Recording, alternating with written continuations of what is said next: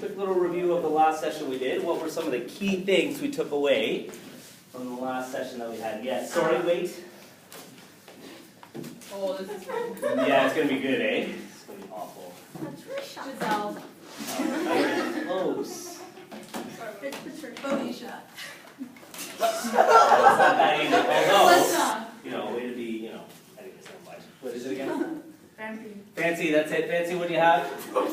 Like, play, know the teams you're repping, kind of thing.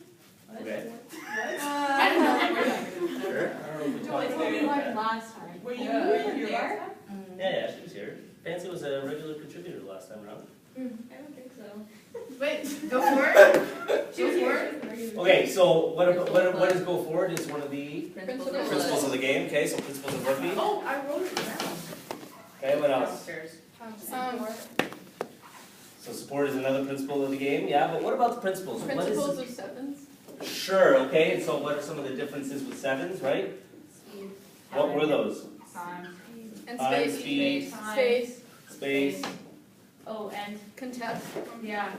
And just how is that contest one-on-one battles? Okay. So what's the importance of these? Why is this important for us, Rand?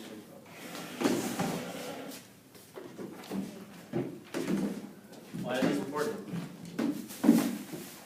Why? Sorry? Sorry, why is what? Why are these important? But you said something else. No? I heard the word. I heard the word laws. Wise. Laws? Wise? Laws. Laws? I heard laws. Wise laws. So we'll put laws here, okay? So we'll put laws right here. Why do I do that? Think back to what we discussed. Why do I do that? Because refs want to establish a platform to allow the team to play their game. Sure, that's the objective we want, right? But what is what sorry? She is cheating. I have my notes She's not lost. cheating. She should have her notes. That is awesome. What's the difference between one and the other here? Do they work? Are they opposites in a way, to some extent? A little bit, eh? They are a little bit opposites, right? Laws dictate we must do X, Y, and Z. The principles dictate we want to try and achieve some things, right? So the referee's going to look at this and say, great, how do I balance refereeing to the laws of the game, knowing that I have all of these other principles I need to take into account? Okay? What's a concrete example of what I'm trying to get at? We looked at a couple of examples in the video that we watched at the end of the last session. Like Sierra. time is like one of the principles of seven. So like maybe instead of like letting things go and like letting things continue to play instead of calling penalties, that would be Right. crucial. Yes. Okay. So sometimes, but what's the reverse of that? Like calling a penalty and then like it wastes time and then like the space gets like taken out because the team's not trying to set up. Sure. So advantage would be a really good example of that. Some instances it's really appropriate for us to use advantage in 15s or in 7s because we know the try's on and we want to see scoring, right? That's ultimately what we want to see. However, the advantage sometimes in 7s is actually to call the penalty right away, make the mark, and have the team retreating back 10 as you take your quick tap, right? Because you have that much more space to play with. Playing advantage, players are right up on the defensive line, off the edge of the rock or whatever that is, right?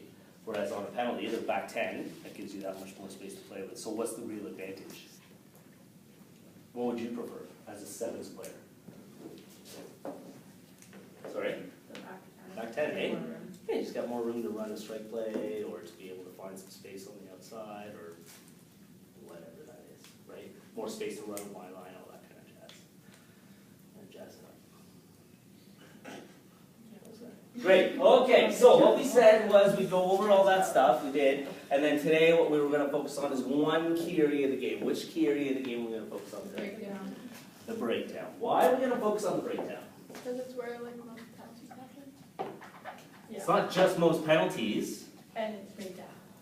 it's where most of the game happens, period, okay? Especially in 7s. Why especially in 7s? You just going to break down for us? Is that what's going to happen for us? You just said the breakdown.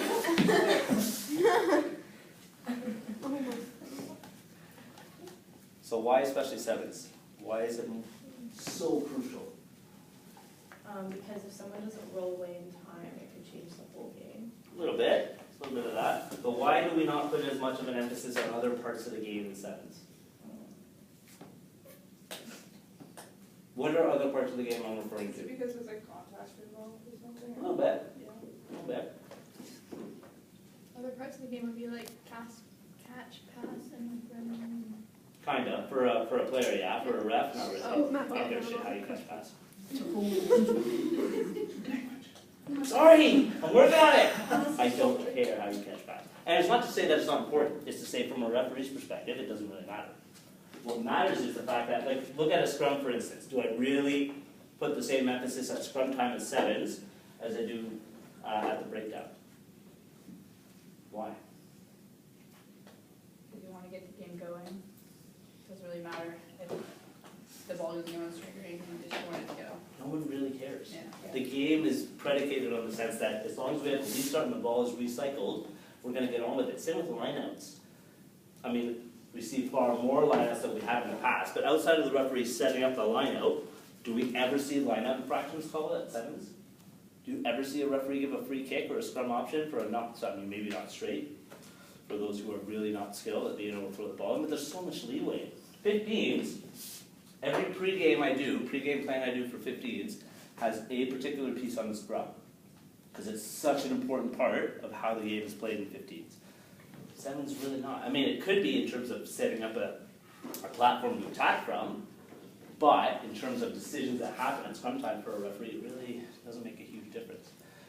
Whereas the breakdown happens time and time and time again, and that's the only way you can do what you need to do with the ball, right, is to retain possession in one-on-one points of contact, okay? That's the other part of the breakdown that makes it so vital, is the fact that it's 1v1, okay? So the technicality of what decisions referees make is super important. Does that make sense? So here's the exercise you guys are going to do before we go outside. We're going to actually look at what this means for you as a player and what it means for us as a referee. And you guys are going to take a list of laws. You guys have cell phones or computers out? You have your computer out? You guys can pull up the laws page on World Rugby. So it's laws.worldrugby.org. Okay? And you guys are going to take a look at the laws around tackle and the laws around ruck. More focused on ruck than anything else. Okay? And we're going to look at two things. One is, what are some examples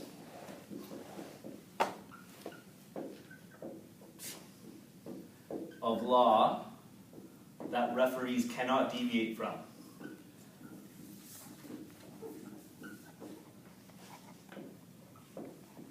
Okay, we call that a minimum standard. So every referee has to get these laws right. And they have to be accurate with them, okay? And this is, keep in mind, 7 specific, okay? All right, and the second one is examples of where the context of the game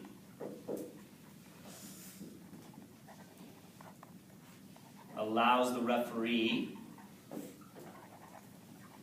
and I don't want to use the word ignore the law, it's not the word I want to use, but allows them to interpret the law in a way that allows the game to flow.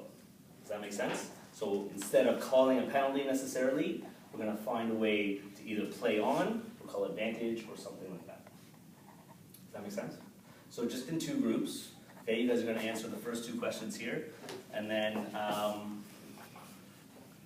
we'll take a look at what you guys get.